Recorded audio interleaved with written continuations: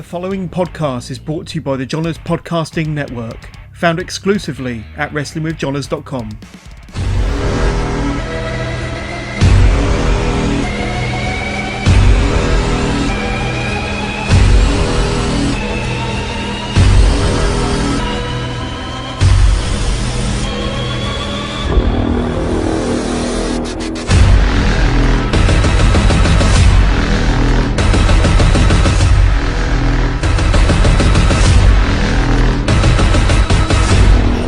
Marcus, and welcome to another episode of Toiletside Wrestling Talk. Today's guest hails from the great state of Nevada and began wrestling in 2013. He's worked for such promotions as GCW, Impact, Big Time Wrestling, All Pro Wrestling, Gold Rush Pro Wrestling, East Bay Pro Wrestling, Hood Slam, and he spent 3 years in NXT under the name Cal Bishop.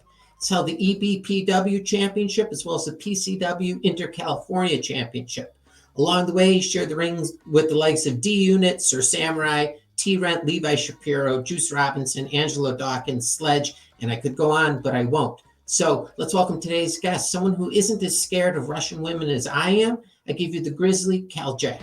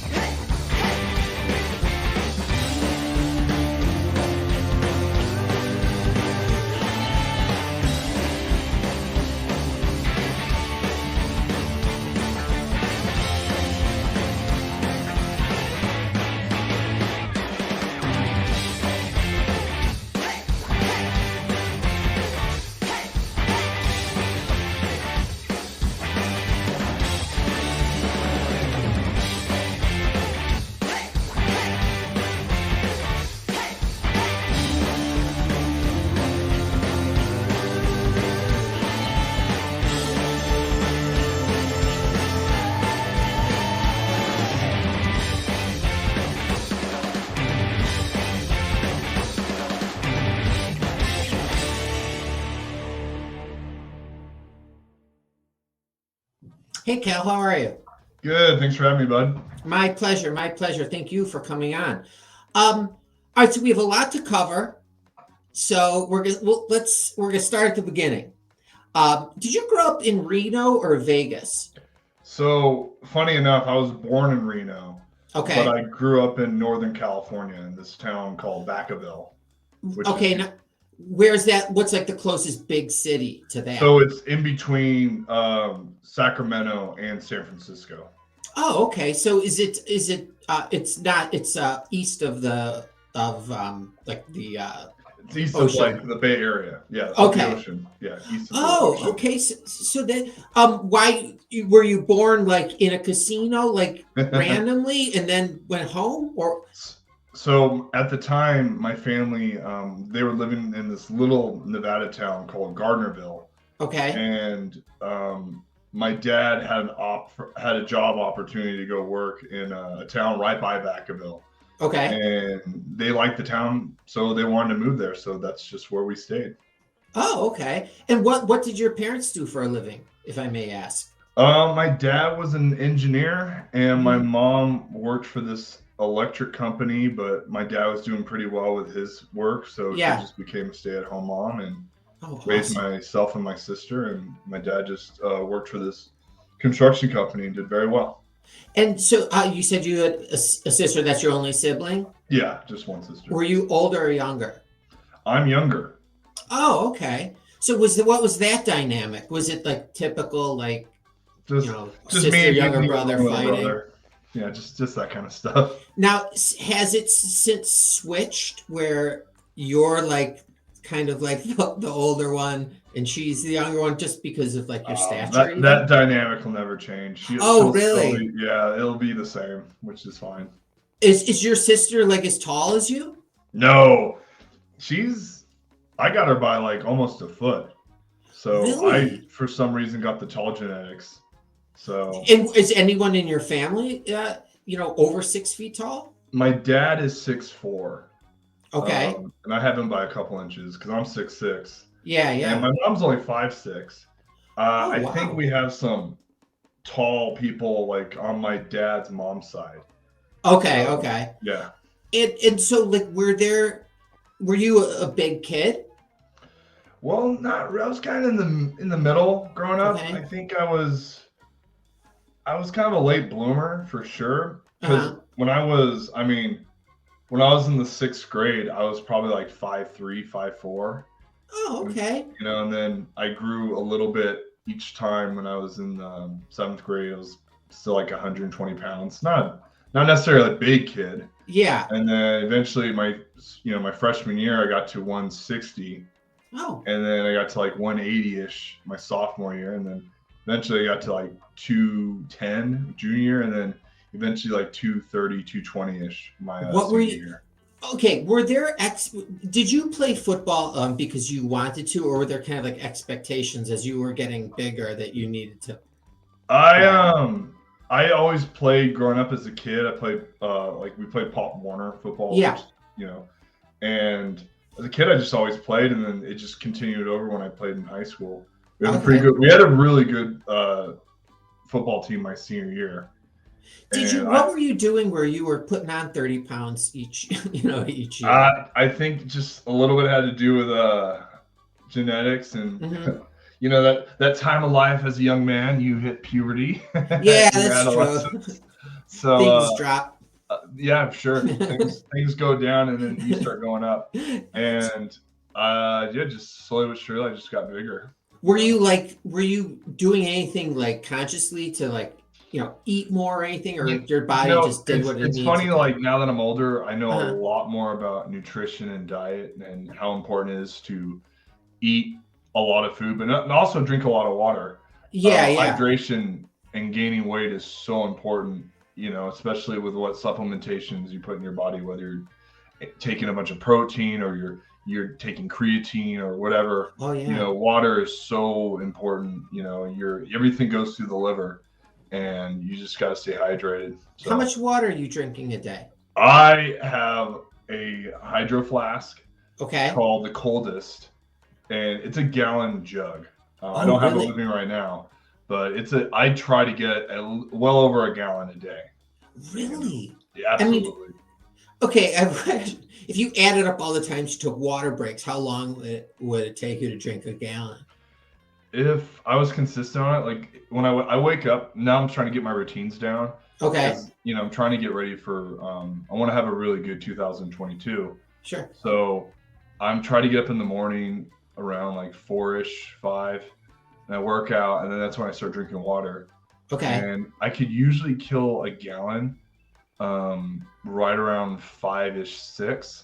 But usually when that time comes around, I don't want to drink any more as much water because, I don't want to be, going to the bathroom in the middle of the night all night, so you really have to like plan out how much water you do drink during the day, for those bathroom breaks to go with. Yeah, sure. Totally. So you're playing Pop Warner football. This is before high school.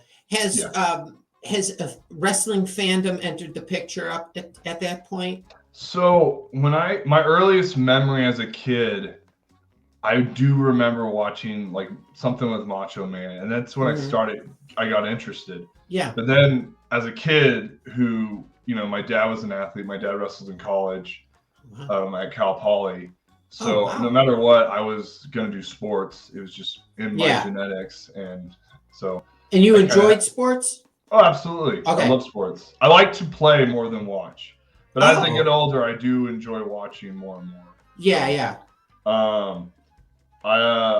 So it's tough as a kid because a lot of kids that love pro wrestling, I don't want to just assume. I don't know how much sports a lot of those kids played. Yeah. But I mean, from the hours of like when I played football as a kid, it was from like 3 to like 5-ish. So like during the fall, I think I was able to catch a lot more wrestling. But then as a little kid, when you watch, you're trying to watch Raw or you're trying to watch, WCW. Yeah.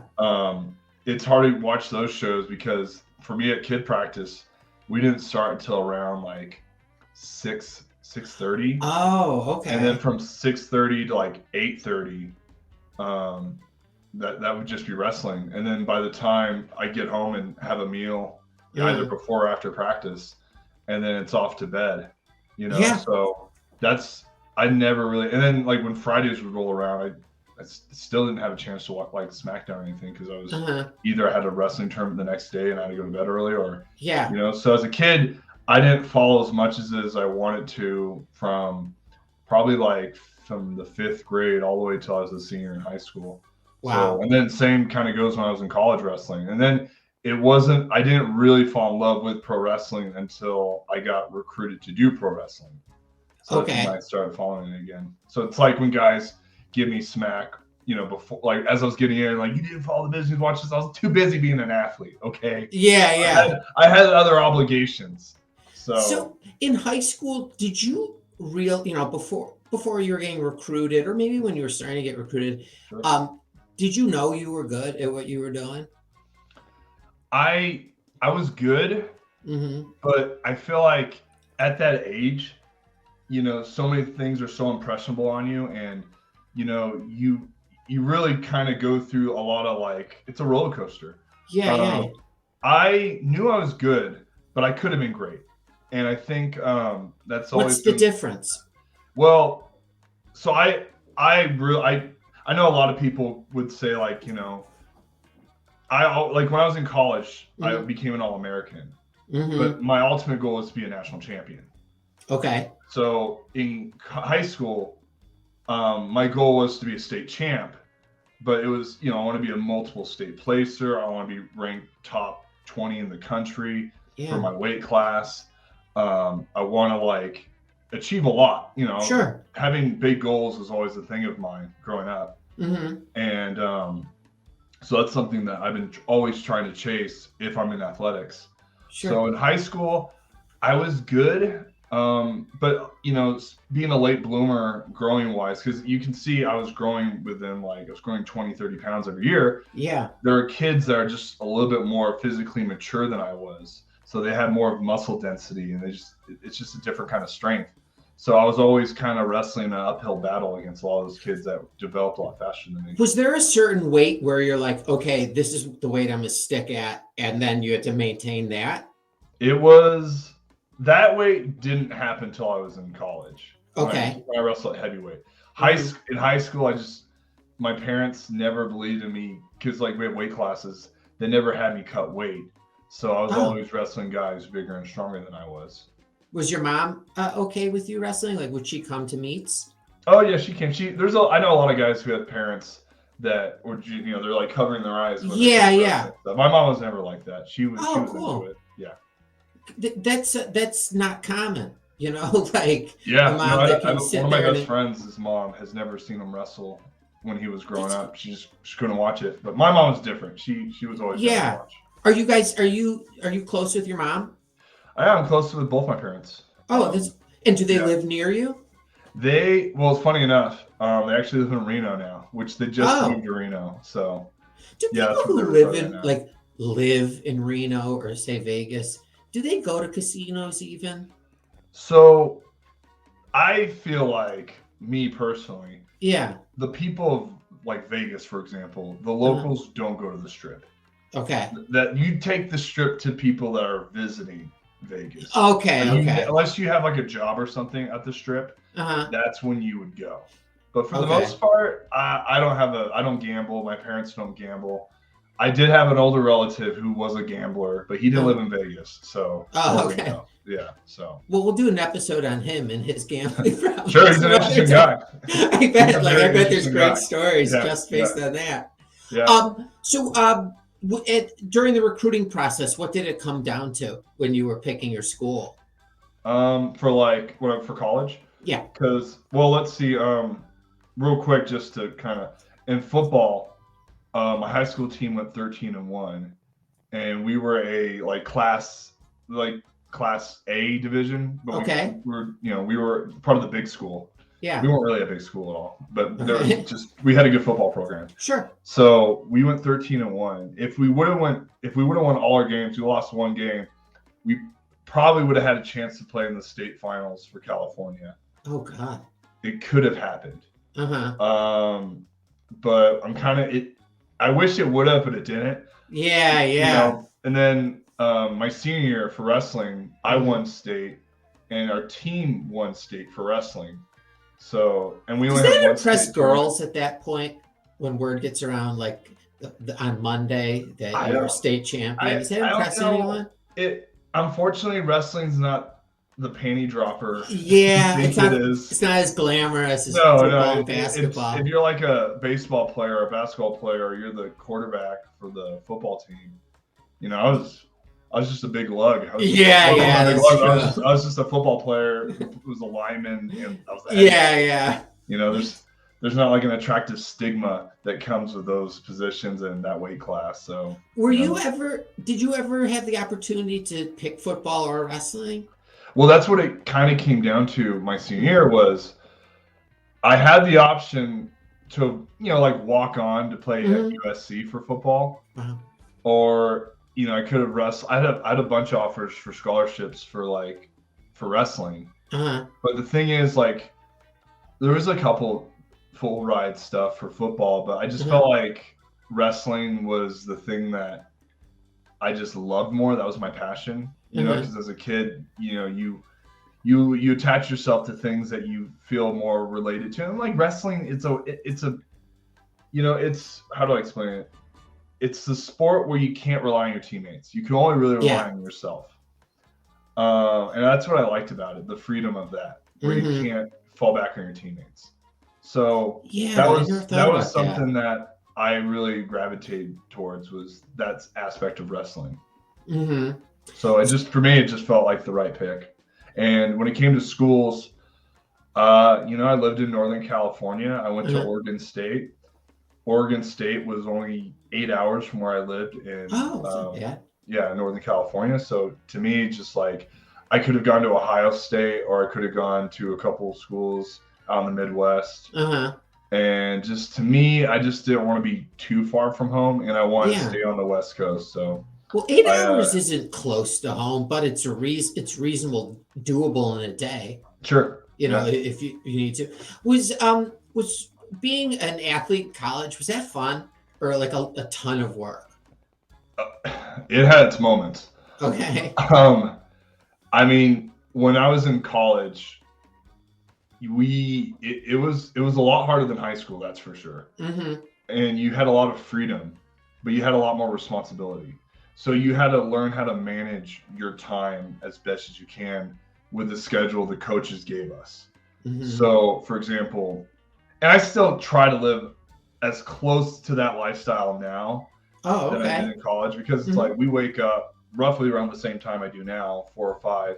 Okay. And we either go for a drill, we go for a run, we go for some type of workout in the morning, and then we'd have school all day. And then around like 3 o'clock, 3:30, we'd have wrestling practice. But then wrestling practice would go until like 6. Okay. So it's like close to 3 hours or 2.5 hours. And then if your grades weren't really great, or you weren't above a certain GPA, you had to go to study hall. And study hall was 2 hours. So at night after? At night after. Jesus. So you would have a full day, 5 days out of the week. And then on top of that, we'd have dual meets where it's like one team versus the other team. We'd go by weight class. And then we might have a tournament the following weekend. So from pretty much the hours of 5 a.m. all the way to 9 p.m., it was just straight work. So jeez. And there's no nap in there at any point. If you're lucky within a break between the classes, you close your eyes for a little bit. Yeah, or just fine, because there was like a library in the middle of campus, and some of the furniture and stuff in the library was these big long couches, and you would just see guys on our wrestling team or kids with a really grueling school schedule just passed out on those couches. And unfortunately, I wasn't a big coffee, or I didn't really drink a lot of caffeine. I really wish I would have. I bet. There were times where I was just dragging ass, being super duper tired. And is that like all your teammates are like the same thing? Very, very much so. Is there a substantial more amount of time in the off season, or do they still have you working out, every day? It's definitely not as grueling. Yeah. But wrestling as a sport is pretty much year round. Yeah. So we would still have like freestyle, the Olympic style wrestling would go on in the spring. Have you gotten ringworm before? Ringworm? I mean, everyone gets it. Everyone gets it. But it really, the thing about ringworm is it hits you more as a kid and as a young adult because your body's developing, your pores are open more at that age, going through like puberty.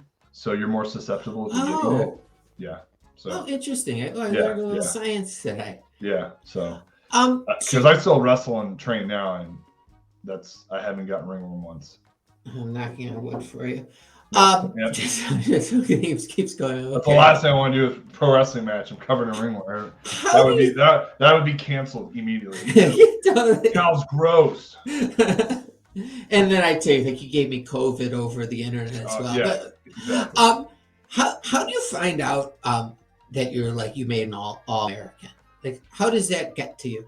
Okay, so pretty much in college wrestling, there's like the tournament that is like the crowning jewel, where every Division I program, because I was a D1 wrestler. Yeah. Like the top guys in the whole Division I ranks, and for their respective weight classes, meet at one tournament, and it's just called the NCAA Championships. And there's probably like, I think a total of like 30 guys, 28. The top 28 guys meet at the tournament. And you just pretty much, if you can get to the semis, you automatically All-American. And if you lose and you're or if you win the quarterfinals, if you win the quarterfinals to the semis, you automatically All-American. Okay. And if you lose in the quarterfinals, they call it the round of 12, which means if you win, you make top 8. If you lose, you don't become an All-American. Oh, so you have it for a little bit and then you could lose it? Yeah, so they call that the blood round. Oh my God. So it's one of the most, if you ever have an opportunity, and anyone who's listening, if you want to see the most dramatic reaction to an athlete's career, watching the blood round, where if the guy wins, he's an All-American. He gets that title. Yeah. If the guy loses, he doesn't get that title. He doesn't get to medal. He doesn't get to stand on the podium. Oh my God. And you can't call yourself an All-American that year. Yeah. Oh my God. He must feel so defeated. It's rough. And so close. Considering that I went to the NCAAs all 4 years and only All-American once, it was, which I should have done more, and that's where I'm a little hard on myself about it. Yeah, I should have at least All-American 3 times, but I got one in. So that's amazing. Sure, especially considering the amount of people that you were up against. Yeah. Because you say all of Division I, there's not. Yeah, exactly. You're a small percentage. So did you have like a plan for after post college at that point? That point, I knew. Well, so what's funny enough is like I was recruited, not recruited, but like I was scouted out by Jerry Briscoe. Yeah. And Jerry's role at the time was to go, look for athletes in the Division 1, 2, 3, 4 level. And he would that was his role, they'd fly him out to a place, he'd watch a kid compete, whether it's wrestling or maybe football. Randomly? Or they heard about, He would have a general, because he was doing this, keep in mind, it was Jerry and Jim Ross that discovered Brock Lesnar. So the way that they discovered guys like Brock, the way they discovered guys like Kurt Angle, well, they may not necessarily Kurt Angle had an agent. With the way like a lot of the Division I athletes, like Shelton Benjamin. Sure. Yeah, so those guys were recruited out of college, and Jerry was the one who kind of, and I hope I'm not misspeaking or anything, but yeah, Jerry would look around, recruit, because he was the one that would, if he saw somebody he'd give him his card, and then he would relay to whoever was part of talent relations, and they would bring those guys in to do a trial. And even though you're a college athlete, it doesn't necessarily mean you're going to have a high chance of getting signed by those guys. But do you know that that they're there? Like when you're, at the time, wrestling? I had no clue. But funny enough, my college coach, one of my college coaches, was a huge pro wrestling fan. So cool. He instantly knew who Jerry was and came up and started talking to Jerry as a fan. And Jerry kind of just gave him a lowdown. Oh, I'm just here recruiting kids. Yeah. And I was a sophomore in college at the time when I met Jerry. Mm-hmm. So he wasn't really necessarily allowed to talk to me. Okay. But he still gave me his card, and we kept in contact. And then Jerry was like, "If you ever become an All-American, WWE's gonna be looking at you." And I'm like, "Okay." So, is anyone else on your team at this point has been given his card? No, just me. But I know plenty of other heavyweights that Jerry has kept in contact with and talked to. Like, for instance, Tucker Knight was one of them. Not Dozer, but Otis. He's definitely one of them. Like Chad Betts or Chad Gable. It's who else? There's these two, the Brutus and Julius Creed. Both those guys. Jerry has talked to them. Oh wow! So yeah, he's definitely found a lot of I don't know if you follow like Impact, but like Madman Fulton. Sure. He got recruited by Jerry, and then same with like Angelo Dawkins of the Street Profits. Yeah. Oh, so a ton of big names. Yeah. Did you give you a big head or like? No. Wrestling's the most humbling sport, so you could feel great and all, but you still gotta wrestle because that guy doesn't give a that's true. No one cares. So. Yeah, it's a piece of paper when it comes down to it. Yeah. I mean, it's fun to like take to a bar. Yeah. But that's the extent of it. So when did you start, senior year? What are you starting to think about at this point, when you graduate? Well, so it was in June, I had my tryout with WWE. Had you ever been in a pro wrestling ring before up to that point? No. Were you nervous at all, like going into it? Well, going into like the training? It's all trial by fire. And funny enough, it's just, you kind of just, they know what your experience levels are. So they're going to make sure that they can kind of walk you through on what they expect and what they want you to do. So, did you have to contact them, or did they, reach out to you again? They reached out to me. I didn't. A lot of guys. I was fortunate enough to where they contacted me. Jerry had my information. Just because when I met Jerry face to face, he got my number, and then Jerry was the one to kind of go through that, mediate everything. When you made All-American, did you think to yourself, "Oh, okay, now I can"? It was more of a relief. It was definitely a relief because, once you become an All-American, you can always say that. Yeah. And it's just like, finally I became an All-American. I was top 8 in the country. I took 4th, and jeez, I should have done better, but whatever. Whatever. I'm not going to be hard on myself about that. Yeah. So it was just more of a relief. Okay. It wasn't like, all right, I got my ticket now. No, it's just, even there's been guys who've All-American and didn't get signed with WWE. So it doesn't necessarily mean that you're going to be signed. Sure. It just means that like that's something that the commentary team can talk about if they need to. Yeah. So it doesn't really weigh anything too much, because at the end of the day, you could be Gable Stevenson and be an Olympic gold medalist, but if you can't talk and walk the business, then you're pretty much useless. Yeah, you might as well be me, I don't know. Like a skinny little no one. So your first thing, where do they send you? So I'll just kind of go into detail. Like, the tryouts were in Tampa, Florida, and they were at the time, it was still NXT. It just started becoming NXT, but it was in the FCW arena. Oh, okay. Where that's where everything was. It was like FCW, and then before that was Deep South, and then before that was OVW. Yes. So It was SCW at the time, Mm-hmm. but I was only, so we did the tryout there, and there's probably like 20, 30 something people. And I feel like out of I think there was like 12 or 13 people that they signed, including myself and a lot of noble names.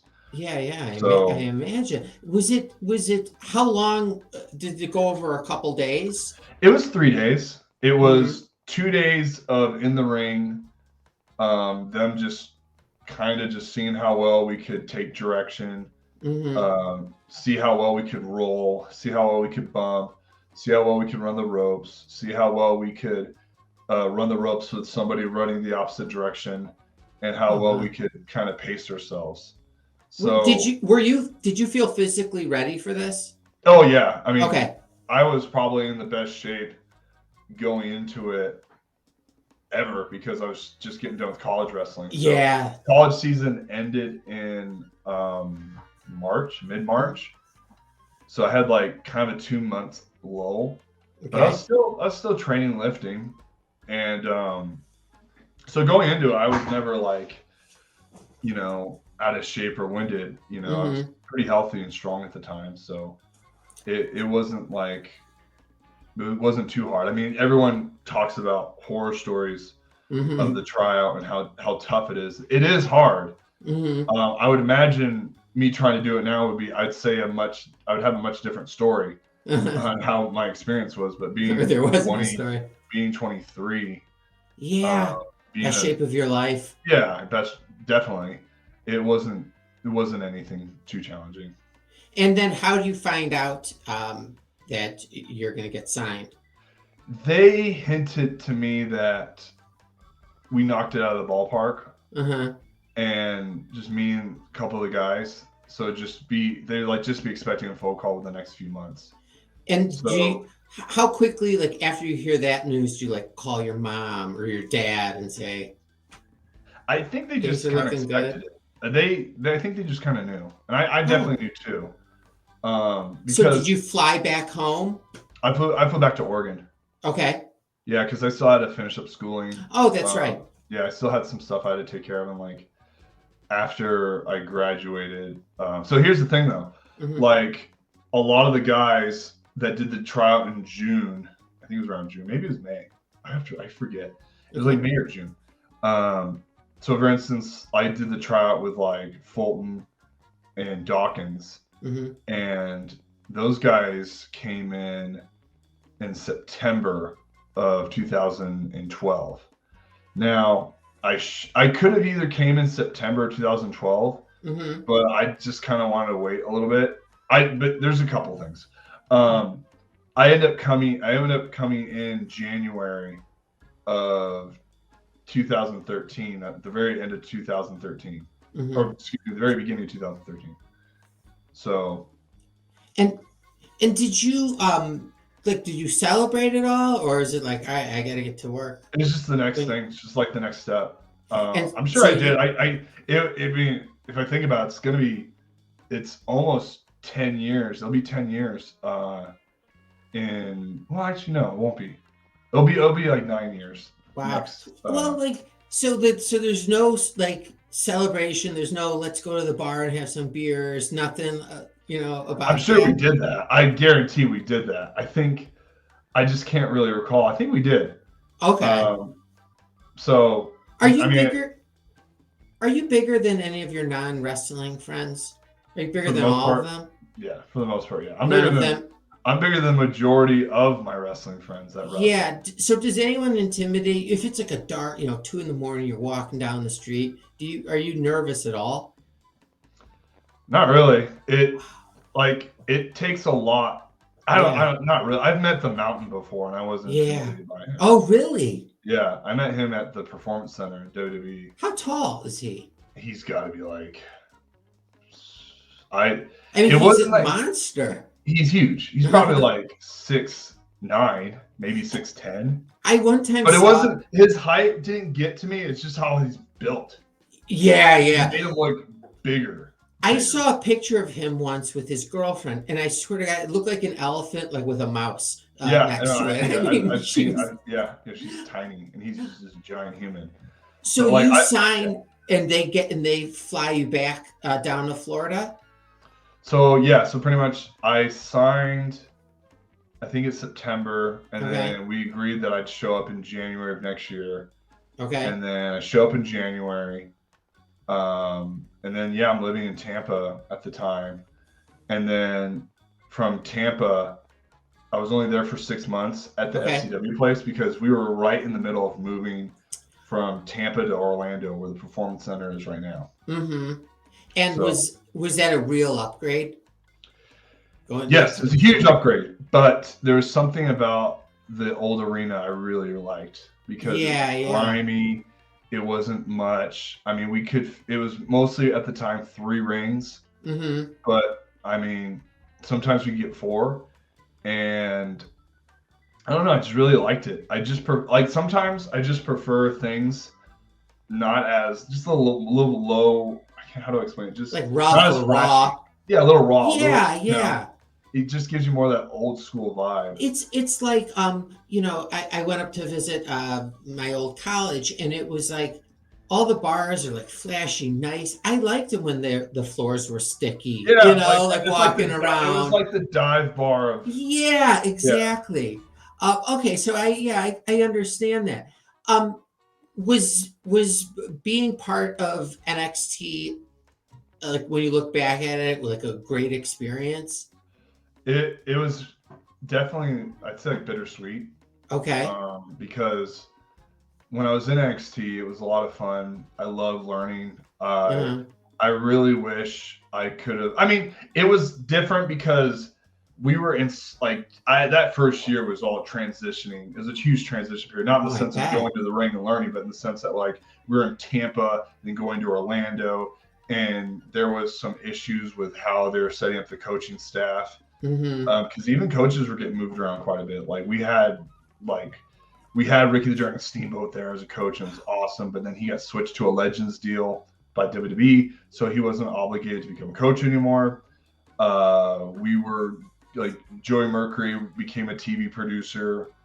Does that throw things off for the trainees when you're getting different? The thing is, when we get a new coach, that coach's job is to share what he knows. Yeah. But if he doesn't know the students that he's teaching, then he doesn't know the level that they're at. Yeah. And especially since you were most of the kids there had no. Well, I mean, it was transitioning to having more independent wrestlers coming in. But when you have, college football players, college wrestlers, ex-NFL players, CrossFit fitness people that don't know their ass from the hole in the ground, or don't even know a wrist watch from a wrist lock, So for sure. They kind of had to start from scratch a lot, and that's a challenge for them, because if you have a kid and you don't even know what his background is, like if you're not an independent star who knows how to do things, and instead you're this big Hulk athlete, you could hurt someone, or your learning curve is a little different because you're going to have habits from that sport, or even if you're an indie guy who wrestled for a couple of years that looks great, you might have habits from the indies if you're not as trained as you should be. So it's definitely it's tough for the coaches because they had to develop a relationship, and it's just even I see kids now that have great coaches, but it takes longer than a year. It takes longer than 2 years to develop a guy to make him at that caliber of anybody you see on TV right now. Yeah, because they need consistency. Time. Yeah. So it was a little bittersweet. Were you happy when you left? No. I think I had one of the shittiest departures. I think, if not the shittiest departure. Can you talk about it? Absolutely. Okay, cool. So I'm not sure if you're familiar, but I was on Breaking Ground for WWE. I've talked about it quite a few times, but hey, it's your show. I have a new audience, so totally. I have no problem sharing. No, let's hear it. It's just I was having issues with my shoulder. At that time I was on my second shoulder surgery Jeez. in 18 months. and it was stressful. It was not a fun experience. So, the company they brought in were the same people that do the show Bar Rescue. Okay. So those guys came in and they wanted to film a WWE Hard Knocks style, like the NFL. Yeah. But they called it Breaking Ground. Mm-hmm. And there was just a select few guys that were obviously picked to do the show, and they wanted to cover all the aspects of, what each athlete had to go through, or each talent had to go through to either make it or not make it. Sure. And my story was, this is a guy who has potential, but he has an uphill battle with an injury. Mm-hmm. So it was tough because you see the progression, but I mean, with the way WWE is now, when they release guys, mm-hmm. they put it, hey, WWE has come to terms with so-and-so, best luck on the future endeavors. Sure. So I got let go. So it sucked because I got let go October 9th. So the episode I got let go on didn't happen until December. Oh, God. So you get let go, and then people, on social media say whatever. Yeah. And then you see it again 2 months later, Ugh, and then you get reminded again that you got fired. Oh my God. Were you allowed to say anything in that time to anyone? Like, can you even tell anyone? I guess it's how when it happened, because what happened was, when they called me in the office, I was in the ring, like getting warmed up, getting ready, to like just do movement drills with one of the athletic trainers from the medical team. And she was going to just tell me to do some stuff. So I was doing that. And then the manager of the building, whose name is David Bailey, he comes up to me and goes, hey, we need you to come in the office. He didn't say what it was for. I just assumed it was like to sign something. Yeah. Or like a sport, like an athletic commission thing. And at the time, a lot of the people were going to sign stuff for like Kentucky and Tennessee. Sure, like waivers and stuff. Yeah, just like a waiver. So that's what I thought I was doing. So I kind of came in nonchalant, like no big deal. And then they guided me into the office, and I go to sit down, and I see Kane Seaman there, who at the time was head of talent relations. And he was very abrupt. I mean, if you can watch, he's like, okay, you just need to sit down. We're letting you go. And the way he said everything so fast that I didn't catch it. So I go, my instant reaction was, what? Because I'm trying to, he's moving fast. I could tell he's nervous. Yeah.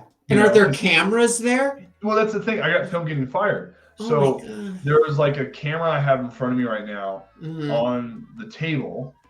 And then there's a GoPro on the wall. There's like a couple cameras. They have lined up. It's like they're trying to frame me for something. Like they want to see how upset you're going to get from all angles. So the moment I sit down and he says that, I say, what? And I kind of pause. And then I notice the camera.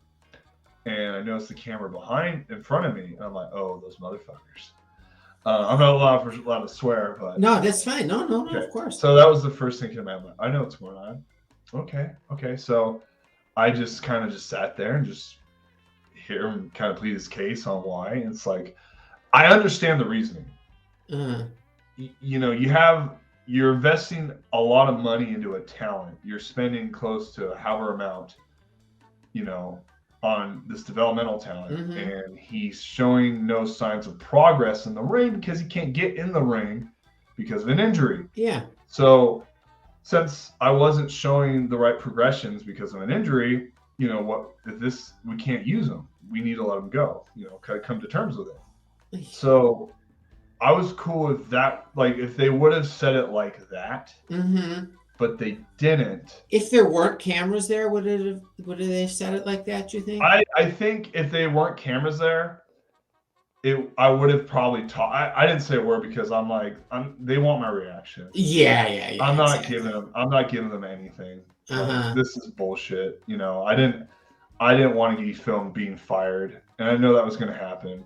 Oh my God. And it sucks because you sign the dotted line. You don't know what.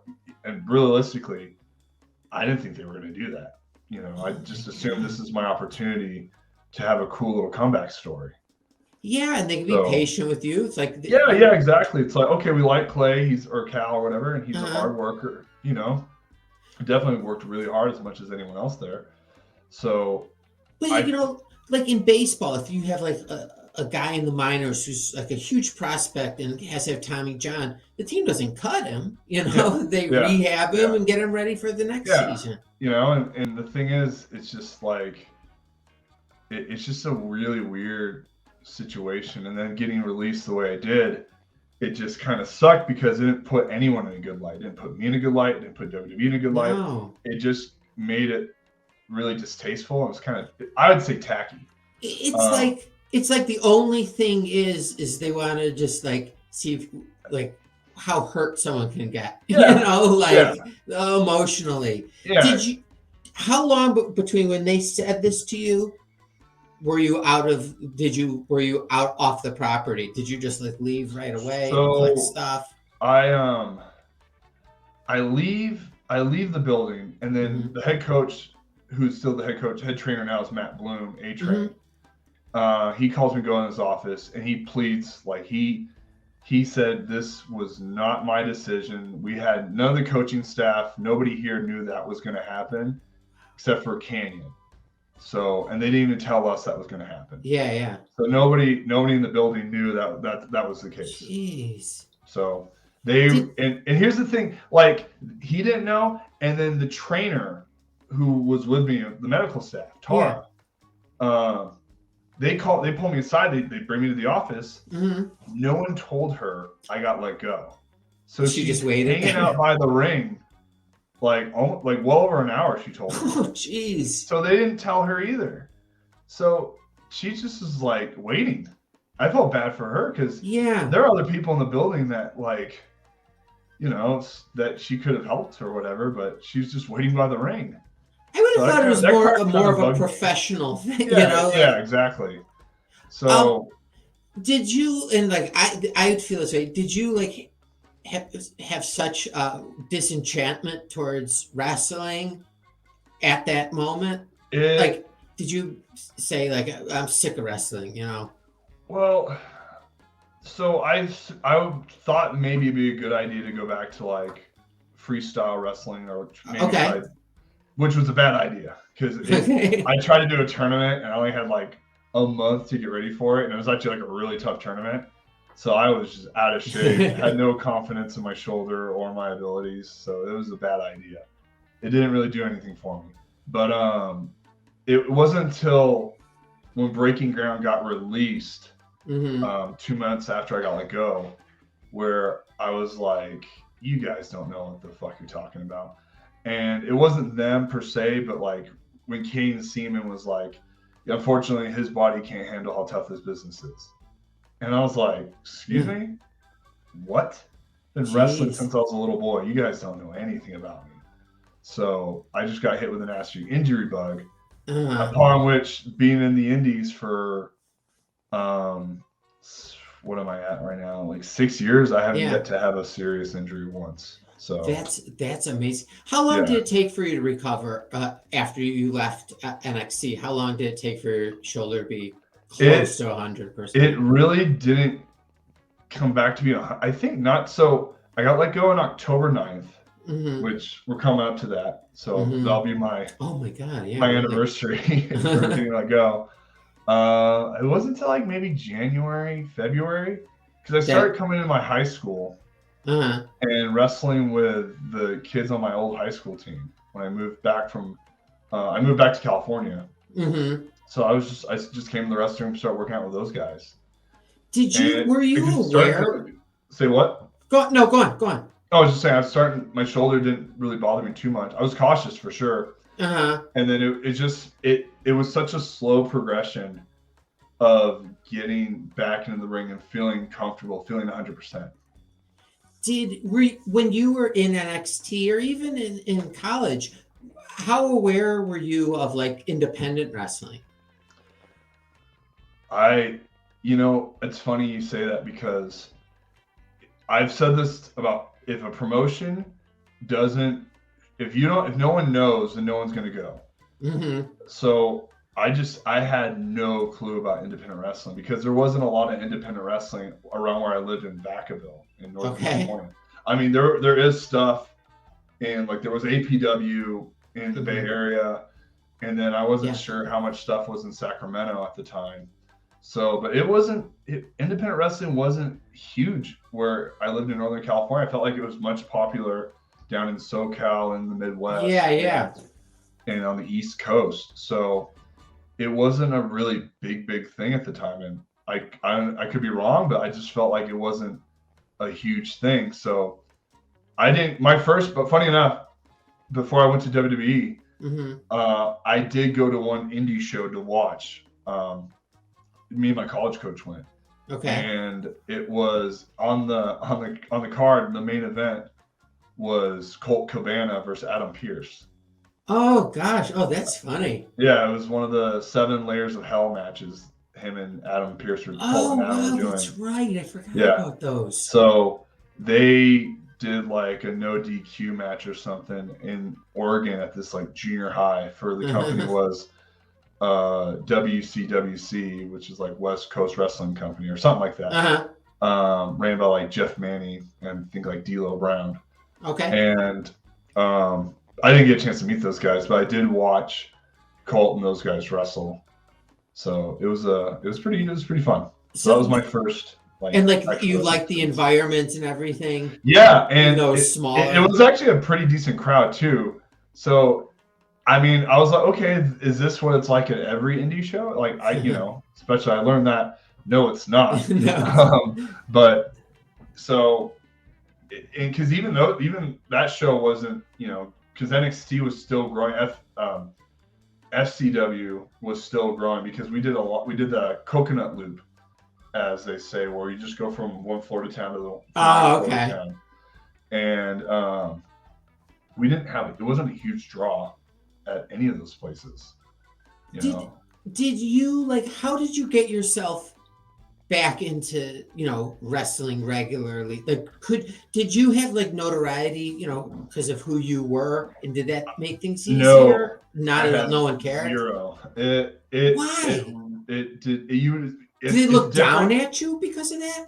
So the thing is, with social media so prominent today. Yeah. And people are more on it frequently, and when you get let go, there's that buzz of we can grab this guy. Yeah. When I got let go, I didn't start pro wrestling immediately after because I wasn't sure how physically able I could do because I hurt my shoulder. And realistically speaking, I only had maybe like one solid year of doing it. And then I just kept battling the injury bug. So I only had like one good year when I was in developmental. So no one had anything to reference off of me. They didn't have anything where okay, we've seen his match here and here. They just didn't know. And at the time, Northern California wasn't a super hotbed. And it just wasn't anything at the moment. And, I mean, there's still guys like obviously you look at like Will Hobbs. He was still trying to find his groove. Jeff Cobb was just becoming a big name. I came around, started roughly the same time as like Jungle Boy and Mansoor and Jake Atlas. Oh, okay. So it was kind of like right when we were all like, but those guys obviously, man, they've done so much great stuff. Obviously. So that was kind of like right when those guys peaked and they got signed and they went off. That's when Northern California was starting to really. Okay. So. And that's where you were living, what do? You just have to go to different shows and just get your name out there again? I didn't, even when I was in Northern California, I had zero clue about independent wrestling in that area. And it wasn't until a company in Northern California called PCW DM'd me on social media. And the guy's name is Taylor Gregory.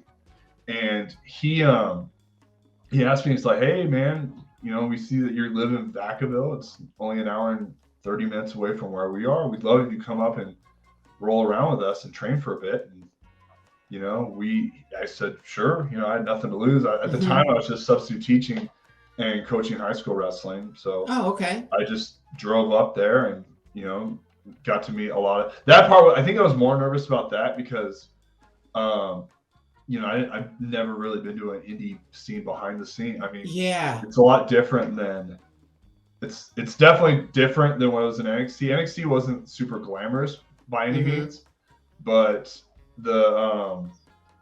it was very how do I say it? Like polished.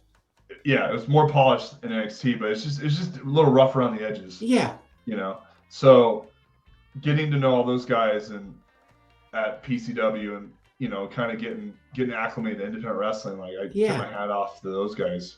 Did it get you more excited? Yeah, and then it was I like my it took a bit to kind of get comfortable again because like I said, that injury bug really sucked. Yeah. And I just didn't want to fall into that. So it took maybe a year and some change until I was like, okay, let's go all in on this. Like right now, when you wrestle, like do you not even think about your shoulder? No, not at all. Oh, okay, good. I mean, definitely when I remember, because Sami Zayn was there the same time I was. Like we started exactly the same time in WWE. And I remember he said, like, you know, all these guys are getting injured and they're not letting them train in the ring. You know, having an injury in pro wrestling will actually make you a better pro wrestler because you can hide your weakness or your injury and you can elevate your strengths. So when you have an injury or an injury you're worried about, you want to be able to get in the ring and figure out what you can and can't do. So you could really figure out your body mechanics the best. That's a cool way to think about it. Yeah. I mean, most of the time people are like, oh, if you're hurt, you're going to hurt somebody else if something happens. Yes, but you also have to be mindful as a pro wrestler that you have to be able to communicate with your opponent on how to do certain things, not only to protect yourself, but to protect them. Is it more fun wrestling on the indie scene right now than it was your experience, you know, in Florida? I mean, definitely less pressure. Yeah. Because when you're at the performance center, is really literally everyone's goal to make it to like the main roster? Oh yeah. If you're not there to make is the main that roster, stressful? Like you're competing against people you're friends with, kind of? Well, that part's stressful because you want to make it. You want to have all the attention. I mean, everyone. Once you make developmental. I mean, for me at the time, I can't speak on what it's like now. But I mean, you want to have all the attention because you get all the attention, you get all the opportunity, and making it to main, you know, your life changes more faster than anything. It's times 4, times 5 at that point on everything: the scheduling, the money, the travel. All that stuff. It just changes like that. So it's a different fast-paced lifestyle. Okay. And some people can handle it, some can't. And, you know, it's something that everybody wants to get to because once you make it there, then you have that foundation. Because the one thing that one thing I know now, if I ever were to go back to WWE or get signed with any company, it's like once you're signed with that company, you just make your foundation, make your brand, have your product. And then eventually what's inevitable is you're going to get let go. Your contract's going to run out. You might ask to be released. At least you can say you have that foundation that you can kind of sit on. Yeah. I was on Raw for a year or 6 months even. Exactly. You know? That's enough to still have a bit of a buzz to kind of carry with yourself to the independent scene or get signed with another company. But are you having fun now wrestling? I love it. I will say that I had a more productive year 2 years ago, just because it was post. There's no pandemic. It was pre-pandemic. Yeah. So it was really starting to be a lot of fun. Started to pick up more, and then I kind of slowed it down a little bit, and then I was going to pick it up again. I wanted 2020 to be like let's make a run for it, you know. but then unfortunately COVID happened, and it just put a halt, not just to myself, but to everybody. So for sure. So 2000, you're gearing up for 2022. Yeah, it's just this is the way you have to look at it. That's why I'm down to do as many interviews. I'm down to the booking, because all the bookings right now are pretty much set for the rest of the year. Mm-hmm. So as a pro being productive, you have to really pick and choose what you want to do the next year. Do you already have dates booked like through the end of this year? Yeah, I'm pretty. I mean, we're going into holiday season, and once holidays kind of come around, there's not a whole lot of stuff. Yeah, the weather gets bad. So it's like the best time is right when the new year happens. Is like make sure you have all your bookings. Get yourself ready, because if you have all it takes is a great few months, and then wherever they're going to have WrestleMania, I think they're having WrestleMania in LA. Yeah. That is where you want to show up for that WrestleMania week and just make sure you're booked up that whole week. Yeah. So that's what people should be preparing for. Is it difficult? Are you in a relationship right now? No, not at the moment. Okay. Have you ever been while like wrestling in Florida or wrestling? Yeah, yes to both. Is that so difficult? It was tough. So, for example, there was a couple girls I was dating in Florida. Oh, nice. But when I had the shoulder injury, well, not at the same time. I'm not that kind of but like having a shoulder injury, it sucked because you're sidelined and you're kind of you're definitely moody and you're going through kind of a weird funk because when you're hurt, everyone gets to go off and perform and wrestle. You stay home alone. You don't get to do anything. And then when you do show up for practice, you're forced to sit in a chair and watch everyone train and get better while you sit in a chair and watch everyone get better. God. So you're nursing an injury. You're stuck in a chair. People come in. I mean, I've seen pretty much majority of the people that are not brand new, but most of the people there that are been there for a bit, I've seen them hit their first bump. I've seen Strowman do a front roll before anyone else has, but so it's just one of those things where you're just kind of forced to watch, and it sucks. It's demeaning, and it sucks, and it's not intended to be demeaning. You just feel that way. Yeah. Oh my God. It just was not, especially being super green and you just want to learn and get better. You can't. I'm sorry, but the only way you get better at pro wrestling is by being in the ring. You can watch as much pro wrestling as you want or WWE. So it must be such a miserable experience going to practice and just sitting there. No, it was horrible. And the thing is, like, oh, I could do that. But you can't. Exactly. Literally, you have to sit there and just take it on the chin and just watch, and it's miserable. And the thing is, you have promo class too. Like we do art communication class, and how do you feel? You can't. That part sucks because if you're a smaller guy, you can get away with being a manager. But being a big guy, I was definitely in the top 10% of the bigger guys they had in developmental at the time. It would look ridiculous me trying to be a manager. It would it would be silly for me to do any role. If I was a medium charismatic guy, which I am charismatic. Yes, very. Yeah, You're quite enchanting. It's not like Corey Graves, who he wasn't a small guy. I think he's a medium-sized guy. Yeah. He at least could carry a conversation, and he could talk on commentary as a color guy very well. So it's just the roles for me. It was very slim to what I could do. So I just had to be a character and just come up with new things every other chance I could get. And it's like the old saying: you throw enough shit at the wall, you see what can stick. Yeah. But for the most part, you're sitting in a chair watching, which is just no fun. It sucks. All right, we have a lot more to talk about, but I probably end up getting divorced if I continue on. Can I ask you? We'll do a part 2. Sure. Can I ask you 5 random yes or no non-wrestling related questions? Absolutely. Okay. First one. Have you ever dreamt in cartoon? Yes, but Oh. Pixar style. Okay, that counts. Have you ever tried to impress a lady by doing something physical? Like, say, Yes, dunk a basketball or hit someone? Usually it's a wrestling move. Okay. Yeah. For $2.1 million, would you eat the placenta of a cow in labor? Does 2.1 it have to be million. raw or cooked? However you want it prepared. If it's cooked, sure. If it's raw, I don't know.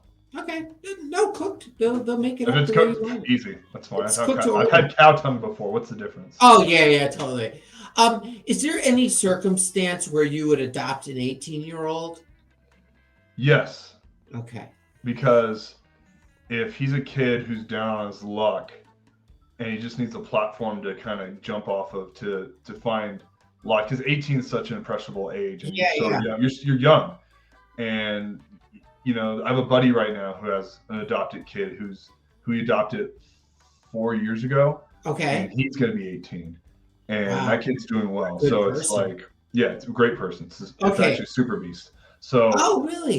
Yeah, Chris Crody. That's amazing. Yeah. So it's like, absolutely, totally. You're a much better person than I am, because if I adopted an 18-year-old, it would just be so they could earn for me, like get a job. But no, I'm glad there's people like you out there that's comforting. I mean, there's plenty, like, for instance, I don't want to take too much of your time left, but like, you see the kids getting into pro wrestling, they're getting younger and younger each day. Yes, so it's nuts. They're very young. There's a lot of young kids. Like, there's 16-year-old pros. Yeah. Like, it's Which nuts. I could go on about that. I'm not necessarily for it. Yeah. At that age, those kids are still developing. They're 16. You're gonna get injuries. Like, there's a time frame, but you got to meet the time frame. I feel like you should be like early 20s. And you have plenty of time still, and you're young. You're in good shape. Yeah, I think once you're in your early 20s and on, you should, and then once you get to like the late 30s, 40s, slow it down. And I recommend not getting married before age 32, but that's, again, another episode. Yeah. Okay, final question. Can you stand in front of a mirror and still see your reflection? I'm just trying to find out if you're a vampire or not. Yes. Awesome. But if you take a picture of me, will it be blurry? Ooh, very interesting question. And we'll have to find out more about that on the next time we speak.